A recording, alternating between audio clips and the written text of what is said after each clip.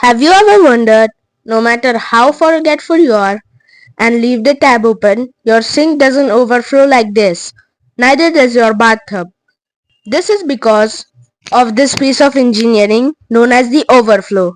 So what happens is when the water is about to overflow, the water goes inside these holes and the water starts overflowing instead of your bathtub. This is known as a conditional in Python. It's something like this. We have our if statement, then our condition, and if that condition is true, it will do this. Else, if that condition is not true, it will do this. So let's look at what's happening. First, it goes inside the if statement, and in here it checks the condition. Let's say for example the condition is 11 is greater than 5. Now 11 is greater than 5, so that would be true, meaning the if statement will go inside and it will do whatever is inside the if statement and skip the else statement. But let's say the condition was 5 is greater than 11, which is not true. Then it would go inside the else statement and do whatever is inside that instead. So now let's look at the condition of our bathtub. We have our water level, let's say 50. Then we check for our if statement. If the water level is greater than 80, then we have to print drain water, or we have to drain the water. Else, if the water level is not greater than 80, then we have to continue filling up the bathtub. So let's look at this practically in code. So we have our water level as 50.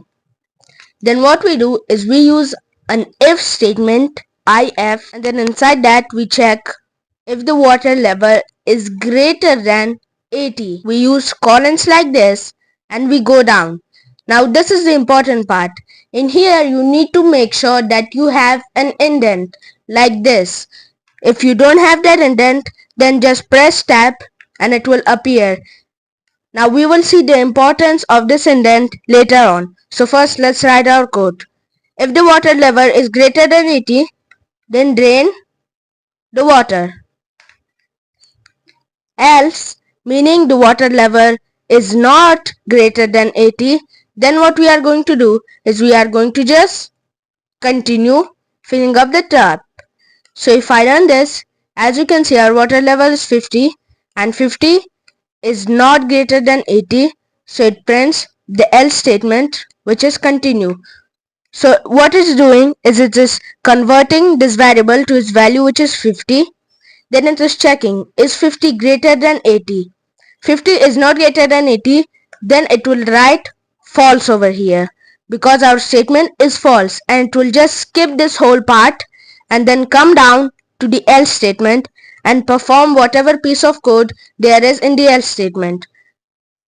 But let's say I put the water level as 85.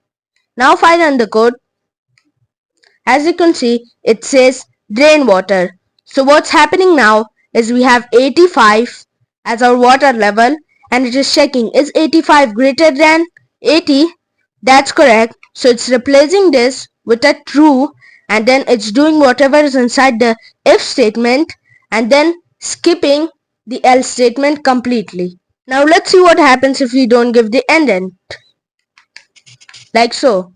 Now if I run the code, we are going to get an indentation error and it says expected an indent block over here in the print statement. So what's happening is we are opening this if statement, but inside that we are not giving anything. If you want to give anything inside this if statement, it has to be indented one level after the if statement. So it has to be a bit, so it has to be indented after the if statement. That's only when it's going to work. If we don't have an indent, like in this case, we get an error because it's thinking that you opened this else statement but you didn't give anything inside it. If you want to give anything inside it, you have to indent it one more level than the else statement. As you can see, the else statement has no indent. That means that we have to give one piece of indent for our print statement. Now if we run our code, it works completely fine. Let's look at a final example. Let's say you're working at a roller coaster place and you are the guy at the ticket counter. Your boss tells you that anybody who is above the height of 120 centimeters can go inside the roller coaster. But if they are below 120 centimeters, then they cannot buy a ticket. So let's solve this problem. First, let's do a print statement saying, "Welcome to the roller coaster." Now we are going to ask the user's height, and we will store it inside the variable user height as an integer. So we are going to tell the user what is your height in centimeters. Then we are going to give a space so that the user has a space before they type their height. Now we have to write an if statement. So we are going to say if the user's height is greater than 120, then print to the user, "You can buy a ticket." Else, meaning if the user's height is not greater than 120 centimeters, then we will print to the user, "Sorry, you cannot buy a ticket." Now if we run our code, it will ask us for our height in centimeters. Let's say we provide 80 centimeters. It says, "Sorry, you cannot buy a ticket." But let's provide a height higher than 120 centimeters, like 140 centimeters. And now it tells us that you can buy a ticket. In the next tutorial, I have an exercise for you which is going to test your knowledge of if and else statements. So for all of that and more, I'll see you there.